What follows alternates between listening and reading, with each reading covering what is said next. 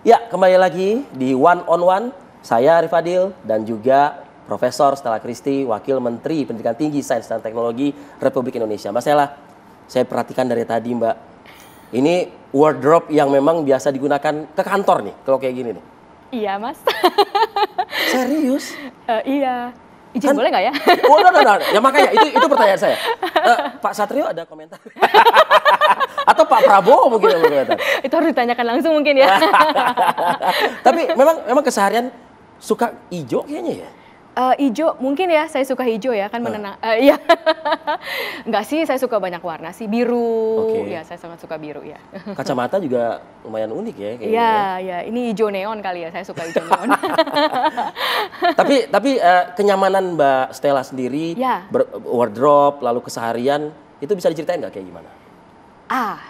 Ini menarik ya, karena tadi kan saya bilang saya adalah ilmuwan yang meneliti inteligensi. Nah, inteligensi itu kan sehari-hari, termasuk bagaimana memilih baju. Itu ada sainsnya juga. Serius? Oh, tentu saja. Karena itu kan namanya decision making science. Jadi kalau kita... This is not all about mix and match ya berarti ya? Ada juga gitu? Ada. Maksudnya kita mempertanyakan kenapa bisa memilih baju yang seperti itu. Itu decision making science atau science membuat keputusan. Karena memilih baju itu kan membuat keputusan. Jadi itu sangat menarik. Pola-pola pikiran apa, faktor-faktor apa yang membuat kita membuat keputusan seperti itu, sehingga itulah pilih bajunya seperti itu. Dan ya banyak ada banyak pola-pola yang berbeda, tetapi sebenarnya secara garis besar kita biasanya menggunakan yang namanya shortcut gitu ya, jalan pintas. Jadi kalau biasanya gimana saya mau mendalami nih soalnya. Mungkin satu mungkin kalau untuk Mas Arif tuh kalau di sini pasti harus pakai jas. Itu jadi udah gampang pakai jas aja gitu. Terus atau mungkin dari kalau tampil di TV kan, kalau dari segi persepsi saya tahu kalau di TV itu sebenarnya nggak boleh corak-corak. Saya salah nih hari ini ya. Kenapa? Iya, karena kalau corak-corak, kalau tampil di terlalu banyak corak, kalau tampil di TV itu dari mata persepsi itu kurang enak dilihatnya. Wow. Iya. Itulah makanya. Apa boleh saya panggil program director saya mungkin ikut ngobrol di sini gitu ya?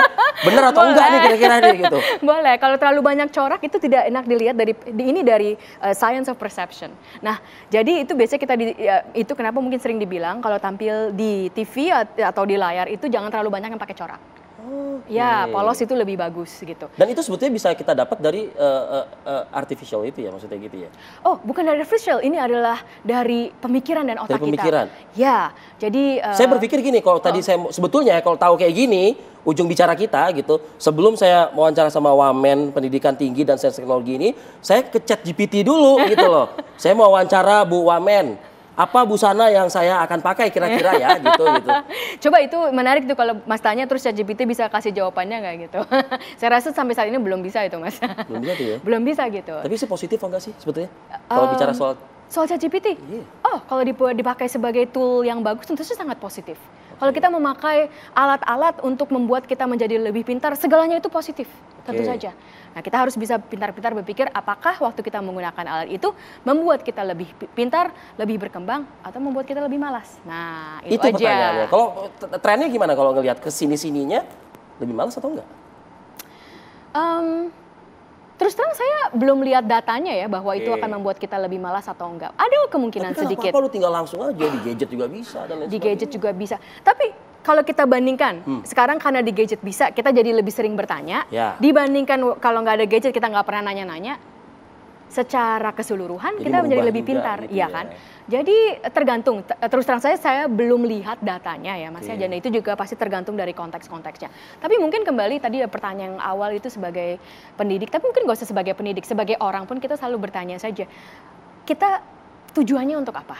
Kita maunya ini Bapak. Kalau kadang-kadang ada tugas yang kita senangnya udah jalan pintas cepat aja. Ya, itu tool yang bagus, itu alat yang bagus.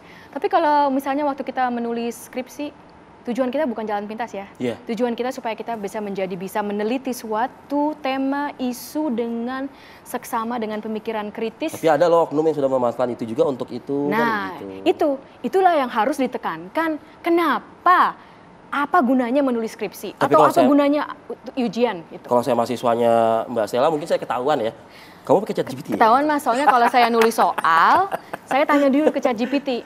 Kalau ChatGPT-nya bisa jawab, saya nggak kasih soal itu ke mahasiswa saya. Karena ngapain? Ya, gitu. Mbak Stella, kemarin ikut bukan jalan-jalan ya, kerja lah gitu kerja, ya. Mas, kerja. Kerja ya. Dengan kerja Presiden Republik Indonesia Prabowo Subianto. Saya melihat ada foto loh tuh. Oh ya. Iya kan, dengan salah satu, siapa dia ini, petinggi di kementerian juga kah atau apa? Bukan, ya? itu selain dengan Pak Presiden Xi Jinping dan Pak Presiden Prabowo juga dengan petinggi itu kita sebutnya Party Secretary, itu adalah orang nomor 1 di Tsinghua University. Wow. Ya. Oleh-oleh apa yang bisa di-share? Highlight aja mungkin. Oke. Oleh-olehnya sangat bagus, tapi ini akan diumumkan langsung oleh Bapak Presiden Prabowo. Tapi ada oleh-olehnya. Oleh-olehnya pasti ini menguntungkan untuk sumber daya manusia Indonesia. Begitu ya? Ya. Jadi intinya total investasi yang dibawa itu, salah satunya adalah untuk dunia pendidikan juga pasti ada ya? Ada. Okay. Ada. Baik. Tanpa ada spill sedikit pun dari Mbak Stella, terima kasih atas waktunya hadir bersama kami di One on One TV One. Selamat bertugas, selamat bekerja, sukses untuk Anda dan keluarga tentunya. Terima kasih sekali Mas Arief. Sukses. Terima kasih Mbak. Terima kasih. Dan itu akhir dari perbincangan saya dengan Wakil Menteri Pendidikan Tinggi, Sains dan Teknologi, Profesor Stella Christy. Kita tentu akan hadir lagi di One on One episode berikutnya pekan depan. Saya Arif Fadil beserta seluruh kru yang bertugas malam hari ini mengucapkan terima kasih atas perhatian kebersamaan Anda. Sampai jumpa.